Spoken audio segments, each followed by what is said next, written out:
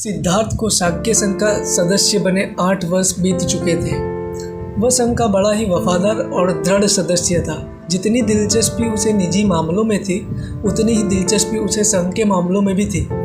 उसकी सदस्यता के 8वें वर्ष में एक ऐसी घटना घटी जो सिद्धार्थ के परिवार के लिए दुर्घटना बन गई और उसके अपने लिए जीवन मरण का प्रश्न। इस दुखांत प्रकरण का आरंभ इस प्रकार हुआ कि शाक्यों के राज्यों में सटा हुआ कोलियों का राज्य था। रोहिणी नदी दोनों राज्यों की विभाजक रेखा थी।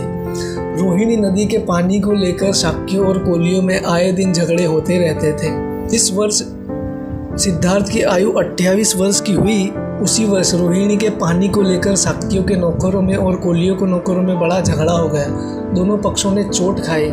जब शाक्यों और कोलियों को इसका पता लगा तो उन्होंने सोचा कि इस प्रश्न का युद्ध के द्वारा हमेशा के लिए निर्णय कर लिया जाए।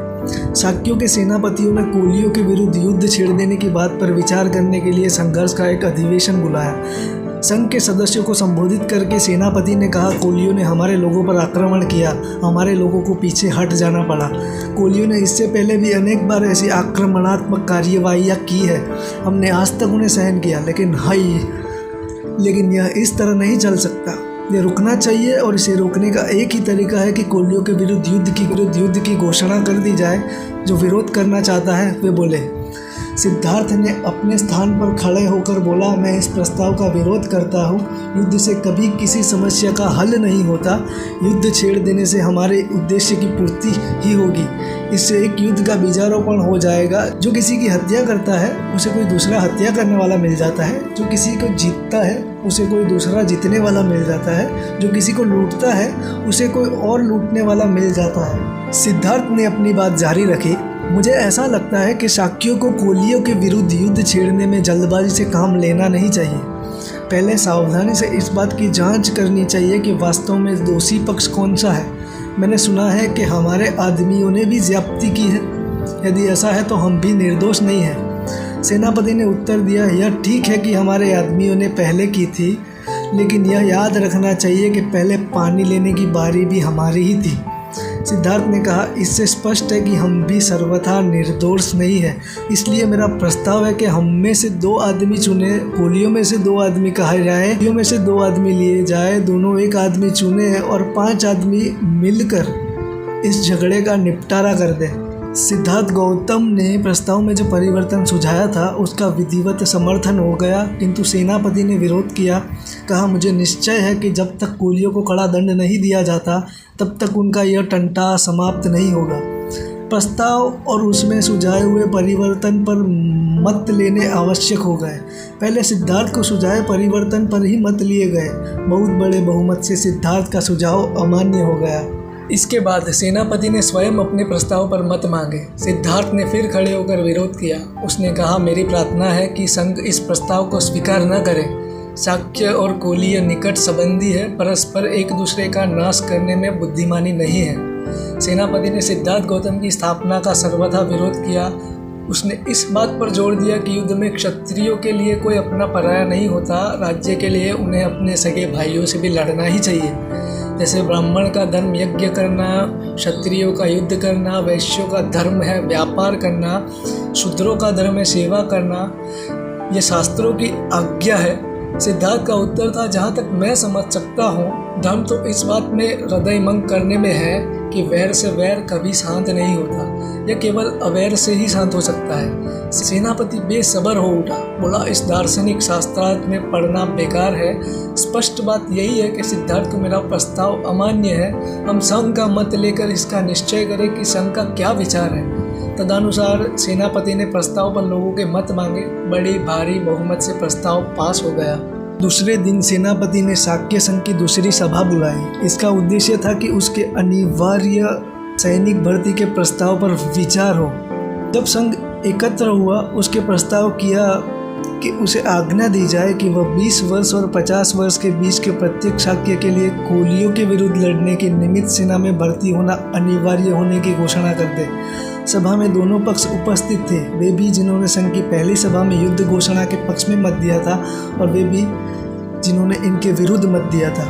जिन्होंने इसके पक्ष में मत दिया था उनके लिए सेनापति का प्रस्ताव स्वीकार करने में कोई कठिनाई थी ही नहीं। यह उनके पूर्व निश्चय का स्वाभाविक परिणाम था, लेकिन जिस अल्पमत ने उस निर्णय के विरुद्ध मत दिया था उसके सामने कठिनाई थी।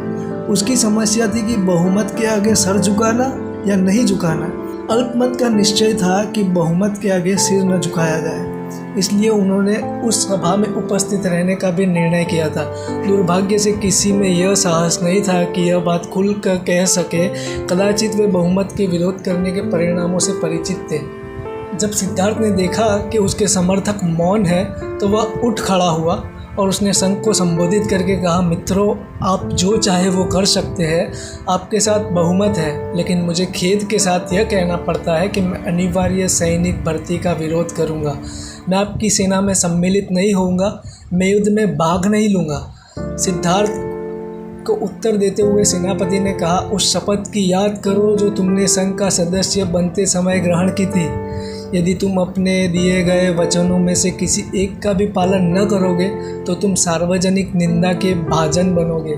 सिद्धार्थ का उत्तर था, निसंदेह मैंने अपने तन मन धन से शाक्यों के हितों की रक्षा करने का वचन दिया है, लेकिन मैं नहीं समझता कि यह युद्ध शाक्यों के हित में है। शाक्यों के हित के मुकाबले में सार्वजनिक निंदा का मेरे लिए कोई मूल्य नहीं। सिद्धार्थ ने संघ को इस बात की याद दिलाई और सावधान किया कि कोलियों से निरंतर झगड़ते रहने के कारण शाक्य संघ बहुत कुछ कौशल नरेश के हाथ का खिलौना बन गया है। इसकी कल्पना करना आसान है कि यह युद्ध शाक्य संघ को और भी अधिक दुर्बल बना देगा और इससे कौशल नरेश को एक और ऐसा अवसर मिल जाएगा कि वह शाक्य संघ के स्वातंत्र को और भी अधिक घटा दे। सेनापति को क्रोध आ गया। वह बोला, तुम्हारा यह भाषण कौशल तुम्हारे किसी काम न आएगा। तुम्हें संघ के बहुमत के सामने सिर झुकाना होगा। शायद तुम्हें इस बात का बहुत भरोसा है कि कौशल नरेश की अनुमति के बिना संघ अपनी आज्ञा की अवहेलना करने वालों को फांसी या देश से निकल जाने की सजा नहीं दे सकता, और यदि इनमें से कोई भी एक दंड तुम्हें दिया जाए तो कौशल नरेश इसकी अनुमति नहीं देगा। लेकिन याद रखो, संघ तुम्हें दूसरे अनेक तरीकों से दंडित कर सकता है। संघ तुम्हारे परिवार के सामाजिक बहिष्कार का निर्णय कर सकता है और संघ तुम्हारे परिवार के खेतों को जब्त कर सकता है। इसके लिए संघ को कौशल नरेश की अनुमति की भी आवश्यकता नहीं है। सिद्धार्थ ने समझ लिया कि यदि उसने कोलियों के विरुद्ध युद्ध घोषणा करने के प्रस्ताव का अपना विरोध जारी रखा तो उसके क्या क्या दुष्परिणाम हो सकते हैं। इसलिए वह 3 बातों में से एक का चुनाव कर सकता था। सेना में भर्ती होकर युद्ध में भाग ले सकता था, फांसी पर लटकना या देश से निकाल दिया जाना स्वीकार कर सकता था, अपने परिवार के लोगों का सामाजिक बहिष्कार और उनकी खेतों की जब्ती के लिए राजी हो सकता था। पहली बात वह किसी भी हालत में स्वीकार नहीं कर सकता था, वह इस विषय में दृढ़ था। तीसरी बात पर तो वह विचार तक न कर सकता था। इस परिस्थिति में उसने सोचा कि उसके लिए दूसरी बात ही सर्वाधिक मान्य हो सकती है।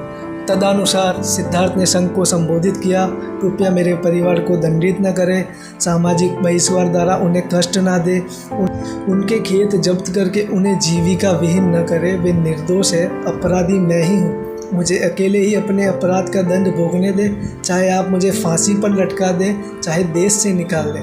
आप चाहे दंड दें, मैं खुशी से इसे स्वीकार कर लूँगा, और मैं इस बात का वचन देता हूँ कि मैं इसकी शिकायत कौशल नरेश से न करूँगा। यही है बुद्ध के सच्चा। इसी वजह से बुद्ध ने गृह त्याग किया।